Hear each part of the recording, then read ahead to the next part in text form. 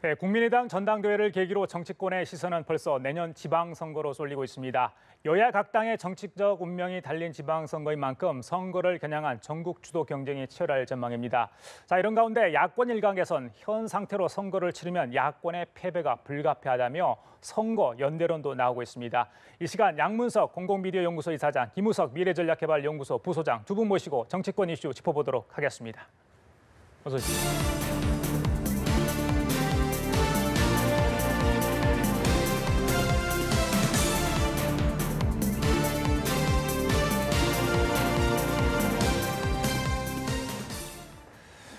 예, 자, 대선이 끝나고 5당이 모두 지도부 체제를 새로 구성하지 않았습니까? 국민의당이 전당대회 끝나다 보니까 바로 지방선거 분위기가 확 지금 일고 있어요. 네. 민주당이 지금 지방선거 기획단을 발족을 했죠. 네. 본격적으로 선거 채비에 들어갔는데 네. 여당의 입장에서 지방선거 임하는 느낌, 지금 문재인 대통령의 지지율을 봤을 때 굉장히 다른 생각들 하고 있을 것 같은데 네. 어떻게 보십니까? 일단 속도가 빨라지고 있죠. 지난 8월 중순에 정당발전위원회를 민주당이 이제 발족을 했고요. 그 정당발전위원회를 구성을 하면서 상당히 이제 논란이 있었죠. 현재 그 도당위원장들이 가지고 있는 기초 그 단체장이나 의원의 공천권을 중앙당으로 이전할 수도 있다라는 이제 추미애 대표 이야기와 함께 정당발전위원회의 최재성 위원장이 들어오면서 아주 격렬한 그 논쟁을 벌였던 거 기억나시죠? 맞습니다. 그 논쟁의 과정에 있어서 이제 그 기획단이 그 지방선거 기획단에게 그 맡기자. 예, 공천을 이름을 기록했죠. 예. 그래서 그 모든 그 당헌 당규를 해석하고 시행세책을 마련하는 것을 지방선거 기획단에 맡기자 해서 이제 지방선거 기획단이 이제 떴습니다.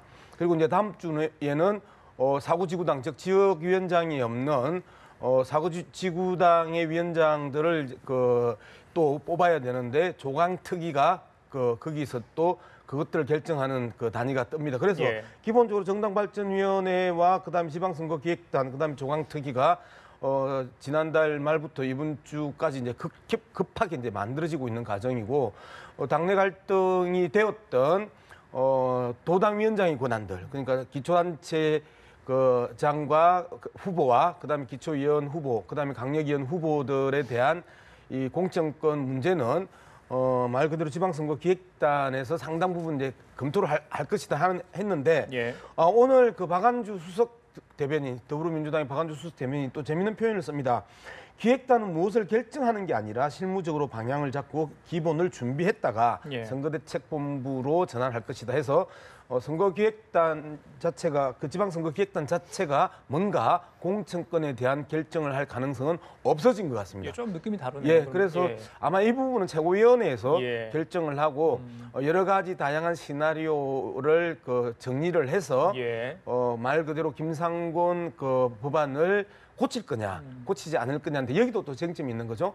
한 번도 시행도 안 해보고 고치려고 하느냐라는 그 주장과 또 추미애 대표 쪽에서는 김상곤 혁신안이 바이블은 아니지 않냐라는 또 쟁점들이 있어서 여러 가지 쟁점들이 한꺼번에 분출하고 있습니다. 예, 알겠습니다. 민주당의 분위기 좀 전달해 주셨고, 부사님 그 지금의 어떤 정당 구조 이렇게 가했다면 지방선거 지금 상황에서 치른다면 만약에 연대 이런 걸 다 하지 않고요, 여당이 유리한 거 아닙니까? 그렇죠. 상식적으로 당연히 그렇죠. 예. 그런데 그 부분에 있어서 그래서 의외라는 거죠. 지금 여당에서 공천을 받은 사람이 뭐 당선 가능성도 있는 거고요. 맞습니다. 그래서 공천 경쟁이 훨씬 심해질 테고 마치 작년에 있었던 총선 때 새누리당을 보는 것 같아요.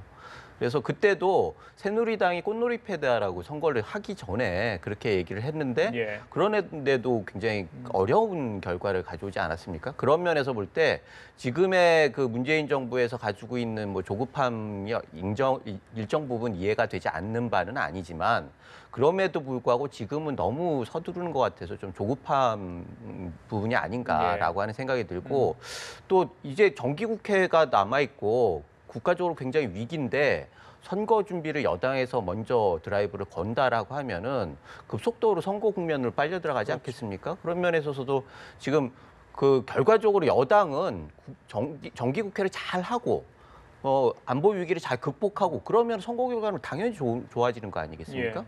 그런데 왜 지금 이렇게 할까라고 하는 의구심이 드는 거고 그래서 대내적으로도 불안하고 대외적으로 불안한 감정들이 있는 것 같아요. 그리고 예. 뭐 말씀드렸듯이 지난 총선 때 보였던 새누리당의 경우도 있고 지금 우리가 내부적으로 해결할 수 없는 문제들이 너무나 많지 않습니까? 예, 그리고 예. 벌려놓은 일도 많고 그래서 그것들이 좋은 결과로 가기도 쉽지 않은 것 같고 예. 당내는 당내대로 당청 관계가 지금 그렇게 썩 부드럽지 않은 거고 이런 부분들이 종합적으로 해서 결국 지금 뭐 기구를 만들어가지 선거를 준비하는 그런 양태로 가는 것 같은데 사실 뭐 이거를 판단하기는 좀 그렇지만 예. 지금으로서는 여당 발로 해가지고 이렇게 분위기를 띄우는 거는 그렇게 예. 바람직한 것 같지는 않습니다. 알겠습니다. 그게 좀 저는 생각이 좀 다른데요. 대체적으로 어떤 정당이든 정기국회 이전에 선거가 있는 그 다음에 선거가 있으면 거기에 다 준비를 합니다. 다른 정당들이 지금 대통령 선거 이후에 사실상 많이 침체되어 있고 지지율이 바닥을 기면서 정당 내부적 시스템들이 붕괴된 상황에서 회복을 예, 못하는 예. 것이고 더불어민주당 같은 경우에는 차근차근 준비하고 그다음에 정기국회 때는 개혁입법과 관련해서 모든 역량을 거기에 다 투여해야 되기 때문에 준비해야 되는 단위들은 8월까지는 마무리를 해놓고 정기국회에 들어가야 되는 거거든요. 그런 측면에서 뭐 조급함이라든지 답답함이라든지 이러한 측면이 아니고 오히려 정상적인 일정을 차근차근 밟아가는 유일한 정당이 더불어민주당이고 오히려 자유한국당이나 바른정당이나 국민의당 같은 경우에는 이제 시스템을 만들어 나가는 예, 과정이기 예, 때문에 예. 시기에 그다음에 시스템의 차이지 조급함이라고 해서 할 것은 아니다. 알겠습니다. 예. 이게 사실 그래요. 뭐 미리미리 준비는 해야겠죠. 그럼에도 불구하고 지금은 너무 빠르다는 겁니다. 사실은 대체적으로 1월 정도에 드라이브가 걸려가지고 공천이 되는 게 6월 선거라고 하면 4월 정도에 공천이 시작이 돼요. 그래서 마무리되는 게 2달 전에서 1달 전 그 사이가 되는데 그런 면에 있어서는 지금 좀 빠른 거 아니냐 이런 생각이 드는 거죠. 예, 예. 시기는 이 정도로 정리하고요. 자, 대선 후보였던 안철수 대표 전당대회 승리해서 돌아왔죠. 네. 발언 내용 지금 대표되고 나서 얼마 되지 않아서 그런지 어떤 행보를 하는지 어떤 얘기를 하는지 관심을 지금 받고 있는 상황인데 네. 오늘 홍준표 대표를 만났습니다. 자, 두 사람 대선 후보 아니었습니까? 네. 어떤 만남이 있었는지 좀 들어보고 계속 이야기 나눠볼까요? 예. 안보 위기에 경제 위기 전부 지금 겹쳐 있는데 이 정부에서 하는 일이라고는 전부 지금 사법부까지 좌파 코드로 전부 바꾸려고 하고 있는데 그러니까 이 국민의당과 또 바른정당이 야당이 같이 힘을 합쳐서 이 정부를 바로 잡아주는 것이 저희들에 대한 국민들에 대한 도리라고 생각합니다. 정부 여당에서 제시하는 방향과 같다면 저희들은 물론 전적으로 협조하지만 만약에 그게 그렇지 않다면 철저하게 국익과 민생 관점에서 제대로 저희들 뜻 관철시키겠습니다. 문재인 정부가 한반도 운전자론을 들고 나오는데 지금 미국도 외면하고 일본도 외면하고 북한도 외면하는데 자기 혼자 운전하겠다고 덤비는 모습이야 가만히 쳐다보니까 외카차에 끌려가는 승용차 안에서 자기 혼자 운전하는 모습으로 보여지는데 그 안보 정책도 좀 바꿨으면 하는 그런 생각입니다. 저는 외교 안보가 아주 우려가 됩니다. 코리아 패싱이 실제로 일어나면 안 되지 않습니까? 코리아 패싱이 아니라 문재인 패싱이죠. 그래서도 저는 이 문제에 대해서는 그런 일이 일어나지 않도록 또 여러 가지 채널을 동원해서라도 그 외교적인 그런 단단한 협력들이 있어야 된다고 봅니다. 그러니까 앞으로 우리 그 대표님하고 우리 그 채널을 좀 가동해서 제가 저녁도 모시고 대표님이 또 돈이 많으시니까 저녁을 받으시고 예. 대선 때도 우리는 뭐 별로 싸운 일이 없고 그래서 내 앞으로 자주 모시면서 우리 의견 조율해서 이번 이 정부가 폭주 기관차 타고 운전하는 거 이거는 국민들을 위해서 좀 막아야 되겠죠. 그렇죠. 함께 이제 여러 가지 사안들 앞으로 심도 있게 논의하겠습니다. 예, 홍준표 대표와 안철수 대표 회동 모습 보셨습니다. 네. 저는 100여일 전 TV 토론에 각을 세웠던 두 사람의 모습이 갑자기 떠오르는데 네. 글쎄요, 이 만남이 끝난 뒤에 안 대표를 홍 대표가 꼭 껴안았다고 네. 합니다. 어떻게 들으셨어요? 55일 대선 패배 이후에 55일 만에 복귀한 홍준표 대표. 그리고 딱 그 2배인 110일 만에 복귀한 안철수 대표. 동병상련이 있겠지요. 제가 보니까 한 4가지 정도가 있는데 당내 분열이 아주 격심합니다. 국민의당은 그 수도권과 안철수 대표 대 호남 출신 의원들 간의 그 당내 갈등이 있고 자유한국당 같은 경우에는 친박 대 비친박이 아주 심각하게 당내 갈등을 겪고 있는 이러한 당내 분열이 격심하다는 한 점. 그다음에 당 정체성이 상당 부분 이제 모호합니다. 홍준표 대표는 신보수주의를 주창을 했는데 신보수주의의 구체적인 색깔들이 아직까지 전혀 나타나지 않고 있고 안철수 대표는 출마 기자회견에서 극중주의 그다음에 대표 수락 연설에 있어서 실천적 중도 개혁 노선 이제 이런 부분들의 색깔들이 전혀 드러나지 않으면서 당 정체성이 뭐냐라는 의심을 받고 있는 거잖아요. 세 번째는 당 지지율이 역대 최악의 상황들을 계속 가고 있다라는 예. 부분이고 예. 네 번째는 국민의당 같은 경우에는 민주당한테 치이고 그다음에 자유한국당 같은 경우에는 바른정당으로부터 도전받는 이러한 그 시점에 있어서 한 4가지의 동병상련을 앓고 있는 예. 안철수, 홍준표, 안철수 대표의 해동은 상당 부분 정서적으로 의기투합하는 것 같습니다. 알겠습니다. 예, 수장님. 역시 뭐 앵커께서 말씀하셨지만 저도 똑같은 생각을 했어요. 예. 지난 대선 때 그 냉랭하고 외면하던 모습이 예. 오버랩되면서 역시 정치는 생물이고 영원한 적도 영원한 동지도 없구나라고 하는 생각을 다시 한번 하게 되는데요. 그럼에도 불구하고 지금 저게 공개돼서 그렇지만 비공개 때 한 40분을 같이 비공개 때 얘기를 하셨다고 그러는데 두 분이서 그때 무슨 얘기가 오갔을까 그런 궁금증도 있어요. 그게 지금으로서 봐서는 많은 사람들이 얘기하기를 정기국회 때 뭐 인사청문회나 정기국회 때 정책 공조를 예. 얘기를 하지만 사실 이게 잘 되고 나면 결국 선거 공조까지도 갈 수 있다. 그러면서 보수 그 중도 보수의 그 빅텐트 그런 분위기로 선거를 치르는 거 아니냐 이런 얘기들까지 나오고 있거든요. 그래서 그 첫 단추 같은 생각이 들어가지고 예. 많은 그 보수 층들이나 언론들에서도 관심을 많이 갖는 것 같습니다. 중요한 거는 여기서는 홍준표 대표가 사실은 굉장히 그 외롭고 갈피를 못 잡는 경우가 많았었어요. 그동안 보면. 그런데 안철수 대표가 아주 선명하게 자기 주장을 얘기하면서 언론으로부터 주목을 받다 보니까 홍준표 대표도 상당 부분 거기에 영향을 받을 것이다. 그래서 이게 공조가 되면서 결국은 문재인 정부에 대해서 강한 압박이 있을 가능성이 크고 정기국회가 그렇게 녹록하진 않겠다라는 생각이 듭니다. 알겠습니다. 재밌죠?